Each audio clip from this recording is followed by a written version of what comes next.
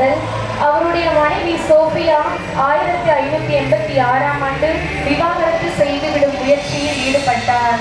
அது அவருக்கு மிகவும் வருத்தத்தை கொடுத்தது.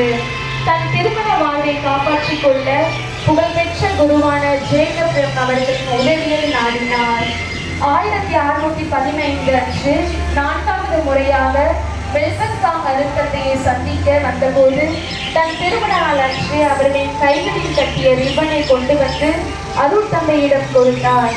அந்த ஊரின் கலாச்சாரப்படி திருமண நாளின் போது மணமகனின் கையை மணமகளின் கையோடு இணைத்து இரு மனைகளின் ஒன்றிப்பின் அடையாளமாக கட்டுவது வழக்கம். அருட்தந்தை அந்த ரிப்பனை உயர்த்தி பிடித்து அதில் இருந்த ஒவ்வொரு முடிச்சையும் அவிழ்க்க தொடங்கினார். அந்த முடிச்சுகளை அவிழ்க்கும் போது பிரகாசமான ஒளி அதன் மீது வந்து இறங்கியது. அதனைத் தொடர்ந்து பிரிந்து செல்ல நினைத்த அவர்களின் மனைவியும் அற்புதமான விதத்தில் மீண்டும் ஒன்று சேர்ந்து வாழ்நாள் முழுவதும் ஒருவரை ஒருவர் நேசித்து வாழ்ந்தனர்.